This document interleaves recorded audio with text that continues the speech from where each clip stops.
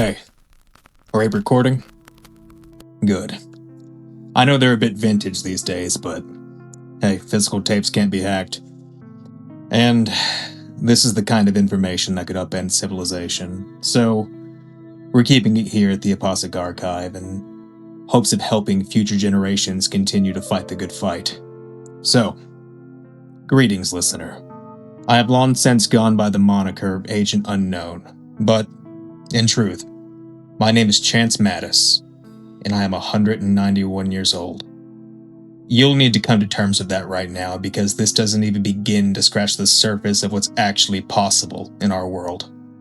A world of shadows, Benjamin called it. Benjamin Holmescroft was the founder of, and I myself am a long-standing member of an order of esoteric archivists and gentlemen scholars known as the Arcanum. It's our job to illuminate this world of shadows with the light of knowledge, to thwart the various prophesized supernatural cataclysms and safeguard humanity's future. But I'm getting ahead of myself. For now, what you need to know is that in this world of shadows, various societies of monsters exist in the dark corners of our own, many of which have preyed upon us since the start of civilization. They're why hikers mysteriously disappear without a trace, why people are randomly abducted and can only hazily recall the experience. They're the basis of our mythologies and superstition. They're the reason why, despite all scientific evidence informing you that the only thing you need be wary of in that old, dilapidated estate outside of town is rusty nails and mold, everyone still avoids it and subconsciously fears it. They're everywhere, lurking in our sewers, in natural places forgotten by man and time. They're that alluring stranger at the bar you feel compelled to talk to. They live in secrecy to assure their survival and continued predation. They have infiltrated and manipulated law enforcement, corporate industry, and every form of governance. We'll go into greater detail on each of these creatures throughout these recordings as they become relevant. For now, you should just know the major threats. Blank bodies, kindred, hemophagic entities. Call them whatever you like. They're vampires.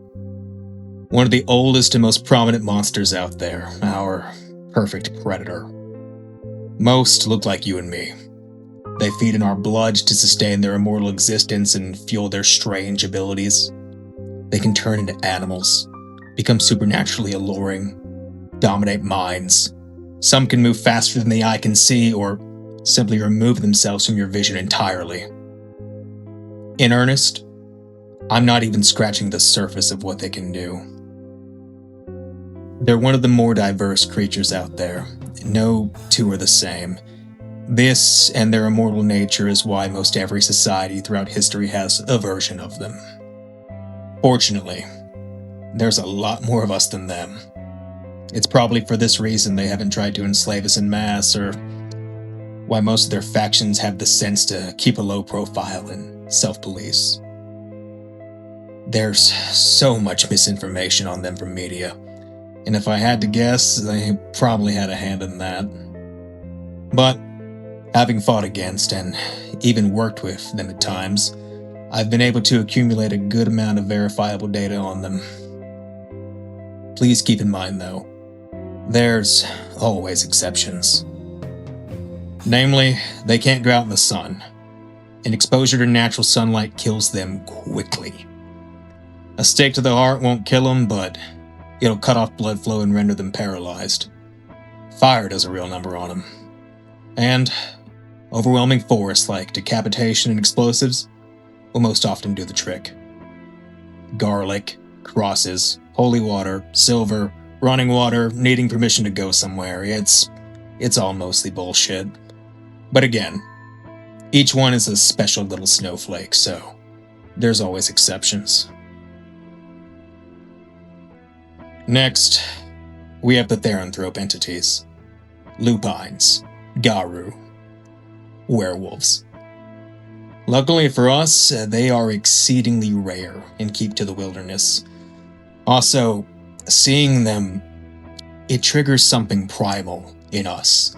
Some evolutionary trauma that usually prevents us from remembering the interaction. You'll tell yourself it was just a bear, that it was too dark, or that you must have been hallucinating. But experiencing this at least means you survived the encounter, which is even a rarer occurrence than seeing one. Physically speaking, they make most blank bodies look like chumps. They can toss around and claw right through cars, heal faster than bullets can damage them, and some have strange spiritual abilities that allow them to do a bunch of things you would not expect. I recommend just leaving them alone. Most stick to tribes, and for some reason a lot of them fight climate change in their free time, apparently. But if you find yourself encountering one, and you can't flee, the legend about Silver is true. And just like the vamps, fire and overwhelming force will eventually put them down. But think more grenade launcher than bullets. Then, there's TBEs. Yep, Tinkerbell entities. I wish I was kidding. Pixies, fairies, fae. But they tend to call themselves changelings. They're even more rare than the werewolves, and the Arcanum's libraries hold very little practical information on them. But we do know that, like blank bodies, they have a parasitic relationship with humanity, feeding on either our sanity or our creativity. Also, like vampires, they have several abilities that allow them to alter human perception and desire. And, like the werewolves, they possess several wildcard abilities that allow them to do the impossible, while similarly producing a magical mist that keeps our world separate from theirs and makes memories of encountering them feel like dreaming. The only thing that seems to hurt them are, for some reason, unworked iron and boredom. Couldn't say for the life of me why. JMARDs. Ghost, specters, undead spirits, or wraiths, as they tend to refer to one another. They're fairly common. There's no reliable data confirming why some individuals linger after death while others do not, but we know that much like the legends, they tend to stick around to deal with some kind of unfinished business. They also seem to occupy multiple realms at once, and some older lore states there's a strict hierarchy among the dead in their native realm.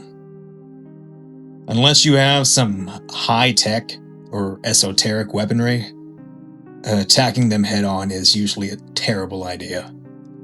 Conventional weapons, fire, all the go-tos, they do next to nothing. Honestly, having some compassion and helping them move on, or finish their business, so to speak, is the best way to deal with them. Alternatively, if you can find an object of importance to them in life, it may give you a level of control over them or allow you to temporarily banish them. Some blank bodies have methods of weaponizing them, and as you can imagine, an assassin you can't conventionally harm can quickly become quite the predicament. Lastly, we have TAMURDs, sorcerers, will workers, wizards, ultimately, mages. They're human, like you and me, but something has awakened in them that allows them to fundamentally alter the nature of reality. Obviously, this is extremely dangerous. They're only limited by their experience, their imagination, and reality's tendency to strike back at them whenever they bend it. This is why they tend to keep to their secret societies and avoid using their various magics in front of normal, everyday people. In terms of weaknesses, they're still human. Bullets, blades, blunt force will all theoretically do the trick. However, rarely will you encounter one that has taken zero precautions to avoid this, which is why the element of surprise is often key.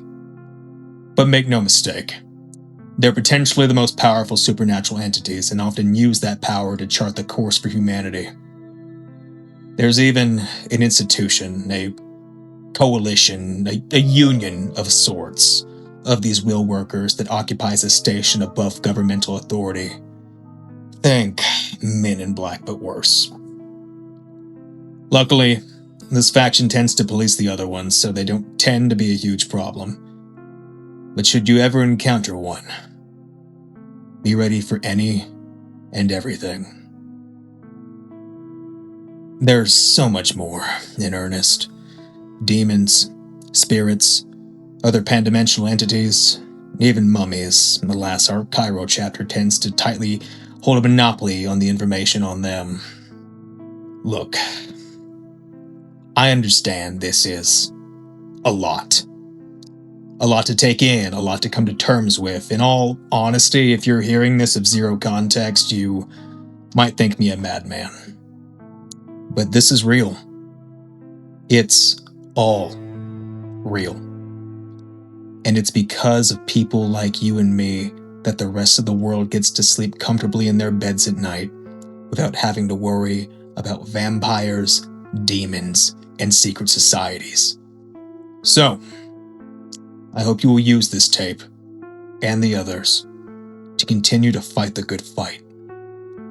Maybe through this, I'll make up for the many mistakes I've made in my prolonged life. Until next time, student, we prepare for their reckoning.